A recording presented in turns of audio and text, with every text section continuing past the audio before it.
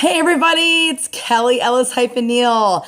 I have a story to share with you, and it's one of those things whenever I have like an aha moment or something crazy happens in my life, I want to share it with you guys because it might do something for you in your life. So this past weekend, I went camping. I had a fantastic time with my family and our friends, and this church group, youth group, was going around the campground, and they split up into two, and one went one direction and stopped at all the campsites, and the other group with their youth minister went the other way. I think it was a married couple, so one went with the men and one went with the women, and they stopped at each campsite, and they walk up and they asked, they were doing scavenger hunts and all kinds of stuff, but they walked up and asked, do you have anything bigger and better than these two things?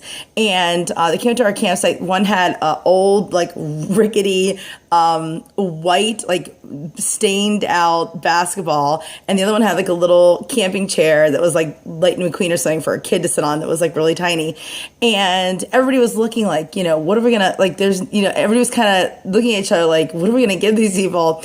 And I said to myself, I'm like, oh, I know we have something that's bigger than that basketball, and it's definitely better than that basketball. We have a watermelon in our cooler. We have this like giant watermelon.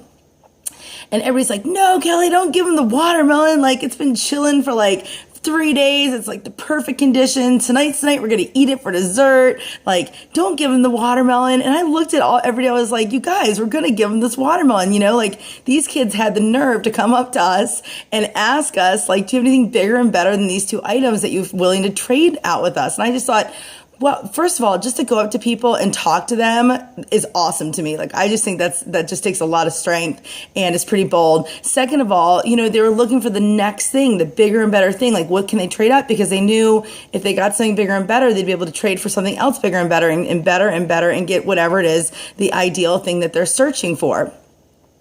So everybody fought me on it. I'm not kidding. It was the funniest discussion. I was like, you guys, we're giving them the watermelon. So I went over to the cooler and I get this big watermelon. I carry this big watermelon over and I hand it to the kids. And they're like, oh my God, thank you. We're so excited. And I was like, look, I don't want the basketball because you can still play with it. I'll take the chair for it. So I get this little, like, Lightning McQueen chair or whatever.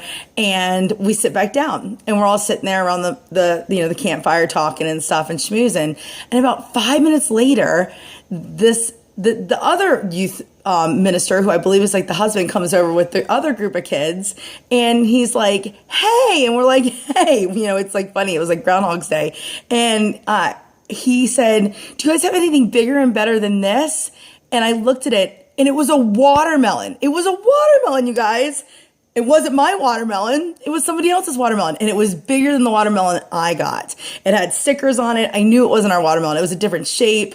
Ours was like, it was just different. And I was like, oh my God, a watermelon. And I looked at everybody around me and I was like, see, I told you, it comes back tenfold when you give stuff to people.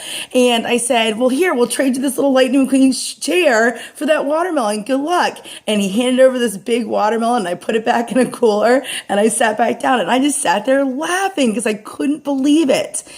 Okay. The principle of my story, or the moral of my story, is give to people if they need it. Like, give it to them, because it's going to come back to you somehow. It's going to come back to you in a way that you'll never imagine. What are the odds out of that whole campground that a watermelon was going to come back to our campsite? A bigger watermelon, the one that could feed all of us. It's just amazing. And the world works that way. You put out into the world what you think you're going to get back. It's going to come back tenfold. You will always be taken care of. You want for nothing. And I think the moral of the story is want for nothing. If it's the last thing that you have and somebody else needs it, give it to them, because it's going to come back to you tenfold. I hope this is a good lesson today. I hope you get where I'm coming from. It totally was an aha moment for me in my life. I will never, ever worry about anything ever again.